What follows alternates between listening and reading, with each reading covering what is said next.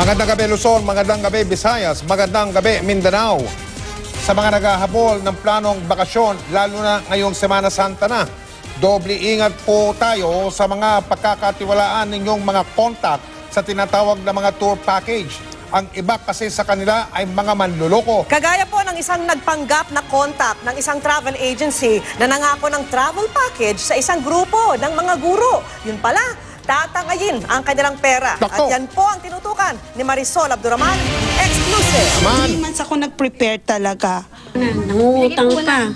Galit na galit. For 1 year of teaching, mag-release kami ng mga stress namin. Tapos, lalo kaming in-stress this vacation.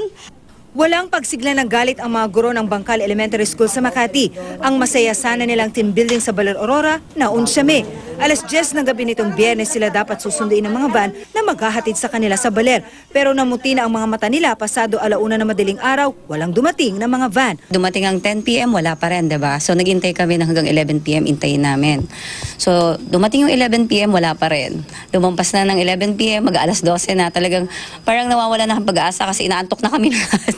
So pagod na rin kami. 115,000 pesos ang kabuuang halaga na ibinayad ng mga guro sa isang Alan Oyaw para sa isang overnight stay sa Baler. Nagtiwala raw sila dahil si Oyaw din ang naging driver nila sa team building noong nakaraang taon sa Sagada. Tapos sabi niya, siya na po makipag-coordinate para may agent naman daw po siyang kilala doon. So nagtiwala na po kami. Naganda ako ng bikini. Bumili ako ng mamahaling lotion and everything. Para lang for 3 months, pinaghandaan ko po yun.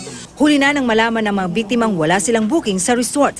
Kanina, sinubukan pa nilang kontakin si Oyaw pero hindi na siya sumasagot sa kanilang mga tawag. Ibig sabihin, blinak yung number niya.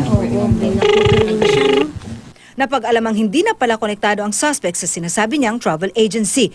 Idinulog na ng mga biktima sa pulisya ang insidente. Malinaw po na may estapa na kasi nga po, unang-una nagbayad na yung mga teacher.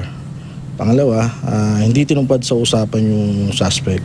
Ngayong bakasyon na usong-uso ang mga outing, pinag-iingat ng pulisya ang publiko sa mga taong nag-aalok ng mga package tour. Unang-una na nga riyan, tiyakin na lehitimong ehente ng travel agency ang taong katransaksyon. Tatawagan din nila mismo kung ano yung resort, kung ano yung beach na pupuntahan nila sa somewhere para at least alam nila kung talagang nakabook sila. Marisol Abduraman, nakatuto, 24 oras.